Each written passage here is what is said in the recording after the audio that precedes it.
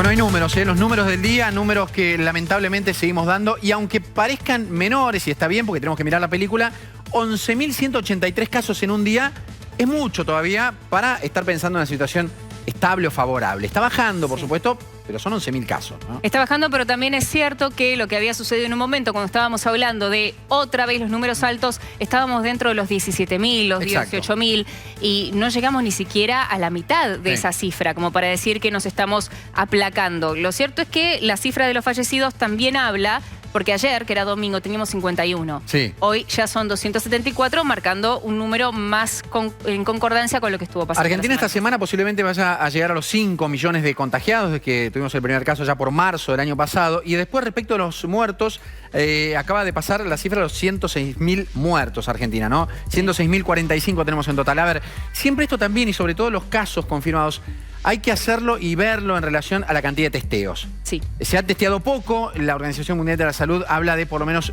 menos de un 10% de positividad para pensar en una situación medianamente estable. Estamos hablando de que en este momento, por ejemplo, en Estados Unidos, que ya habían traspasado ese piso del 10%, están arriba del 20%. Claro, si uno testea poco, va a tener una positividad baja. Argentina llegó a niveles altísimos, 30% de positividad. Ahora está baja la positividad, pero claro, hay que testear más, es lo que dicen los especialistas todo el día. A ver, ¿no? Tenemos 68.502 testeos por día. Sigue siendo bajo. Sí. Tendríamos que estar más o menos, según los datos que nos venía aportando el doctor, alrededor de los 100.000 por lo menos. Y además, por más que tengamos 68.000 testeos, la positividad es del 16%. Es alta todavía, claro. Es alta todavía. Hemos llegado, sí, a niveles casi el 40%, como decías vos recién. Exacto. Pero yo me pregunto si estos números son realmente representativos con lo que está pasando en Córdoba, con la cantidad de aislados, 823 personas aislados por la variante Delta. Sí, efectivamente, ¿no? Bueno, tenemos muchos datos. Vos tenés ahí el desagregado, ¿no? Y siempre la provincia de Buenos Aires sigue siendo la provincia que mayor cantidad de contagios tiene todo el tiempo. Provincia de Buenos Aires, provincia de Córdoba, Santa Fe y Ciudad de Buenos Aires. Son los 4 que han encabezado, por supuesto, por mayor cantidad de población, los datos todos los días. Efectivamente, sí. Santa Fe casi tenemos 1000, ¿no? Buenos Aires, la provincia, 3.087, la ciudad de Buenos Aires, 682, quien también estaba complicado es Córdoba con 1.276 casos y Santa Fe con 923. Y más abajo, la última de todas, Tucumán, mira este dato, 976. Sí. Para la cantidad de población que tiene Tucumán es un número muy alto hasta el altura. Marian, un dato importante también, que acá los tiene la planilla en números amarillos, y ahí lo tenemos en imagen también, es los internados y por supuesto cómo resiste el sistema de salud argentino. Es importante, la semana pasada Argentina bajó de los 4.000 internados, tiene otro 3.819 hoy. Pero fíjate la ocupación de camas de terapia intensiva, que también está bajando. Afortunadamente hay cierto margen y cierto alivio para el sector sanitario. 53,7% la ocupación de camas a nivel nacional y 52,2% en el AMBA. En algún momento el AMBA era mucho más alto, después la Nación, el promedio nacional lo pasó, pero están apenas arriba del 50%, lo cual es un dato alentador. Sí, ahora vamos a escuchar el análisis del doctor. No quería dejar de hablar sobre el índice de incidencia que tiene el virus en las franjas etarias. Exacto. Es algo que nunca se movió. Sí. En un principio, y solamente al inicio de la pandemia, teníamos que la incidencia era mayor en mayores de 60 años. Pero de 30 a 39 y 40 a 49 fueron siempre los números más altos. Exacto. Desde el inicio. El tema del impacto, el impacto siempre fue más grande en cuanto a hospitalización y a muertes en los adultos mayores, y después eso fue revirtiéndose a medida que la vacunación avanzó en la Argentina, y el impacto después a nivel letalidad fue mucho más importante, o más importante, no sé si mucho más importante, pero más importante en las personas más jóvenes. Muy bien. El doctor Di Pietrantonio, como siempre, está aquí en nuestras tardes para hacer el análisis, ¿no? De qué significan estos números, doc.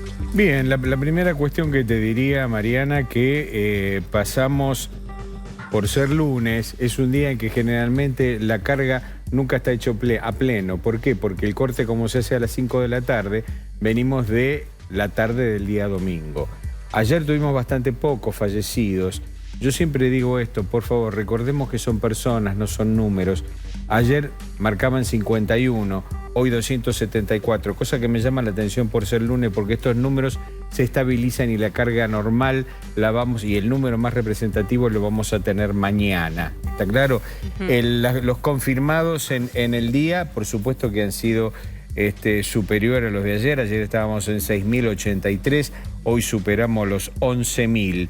Y como bien marca Federico, no nos olvidemos que estamos próximos a llegar a los 5 millones total de confirmados. Con respecto a lo que venías viendo, Mariana, de las provincias, te diría que en comparación de ayer, todas, por lo menos lo que nosotros en epidemiología lo que se suele hacer es tomar algunos lugares testigos. Las provincias testigos que estamos tomando aquí son Buenos Aires, Cava, Córdoba, Entre Ríos, Formosa, Mendoza, Santa Fe y Tucumán. Todas ellas han subido en su contagio cotidiano, lo cual esto es una cuestión a tener en cuenta. Siempre digo lo siguiente, recuérdense que estos números que suben hoy van a estar reflejados estadísticamente como mínimo entre 10 y 14 días. ¿Por qué? Porque es el ciclo vital que tiene el virus. Esta es cuestión a tener en cuenta, conjuntamente con esta gran cifra que decimos de muertos que han fallecidos, que han subido.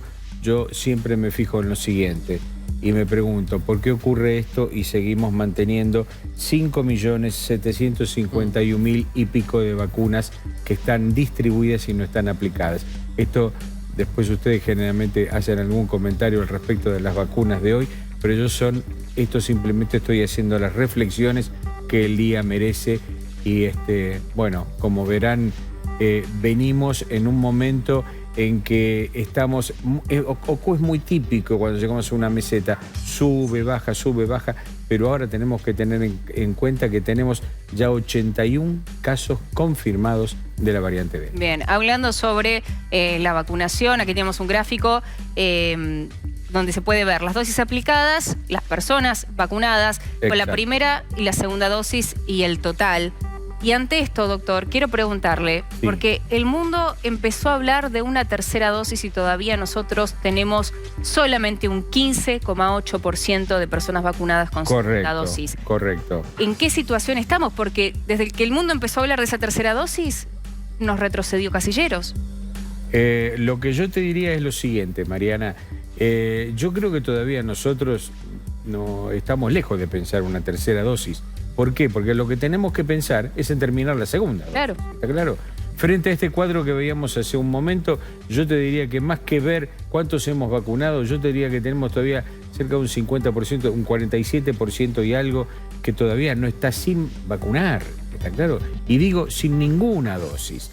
Cuando nosotros hablamos que cerca del 50% tiene al menos una dosis, tengamos en cuenta que con 2 dosis apenas superamos el 15%. Y dentro de estos hay grupos etarios que son de 60 y 70 años que están esperando recibir una segunda dosis. ¿Cómo puedo ponerme a pensar en una tercera dosis cuando realmente todavía no he cubierto la necesidad mínima? Inevitable, doctor, además pensar en esto, en la importancia que tiene, ¿no? Sin vacunar, ahí lo que decía usted, 44,5%. Digo, inevitable ver, mientras compartimos estos números, cómo los efectos que tiene ahora la variante Delta dominante en casi todo el mundo, por ejemplo, en poblaciones como Indonesia, con el 8% apenas de la población vacunada con 2 dosis, que está haciendo estragos, y Estados Unidos, que tiene un enorme porcentaje vacunado, pero también mucha gente sin vacunar, como si bien aumentan las hospitalizaciones, no aumentan ni los casos graves ni las muertes, ¿no? Digo, la importancia de la vacuna es radical a esta altura del partido. Desde ya, y el principal ejemplo de eso lo tenemos en Israel, Federico. Si bien ellos tienen una población baja en cuanto a número, 9.100.000, el 77% de la población había completado las 2 dosis. Cuando hizo su aparición Delta, registraron en el término aproximadamente, yo si mal no recuerdo, 10 días, 3.500 contagios.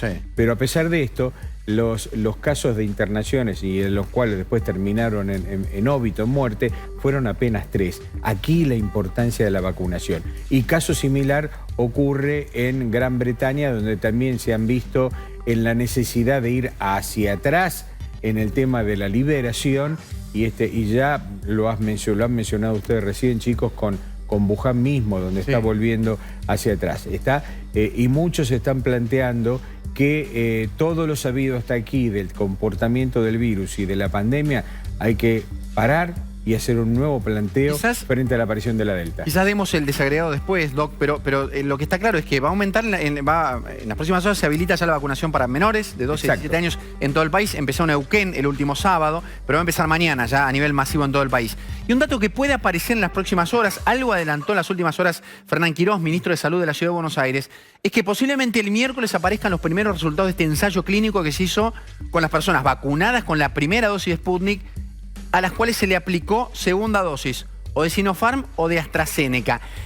Fue muy escueto, dijo, los primeros datos que tenemos son alentadores.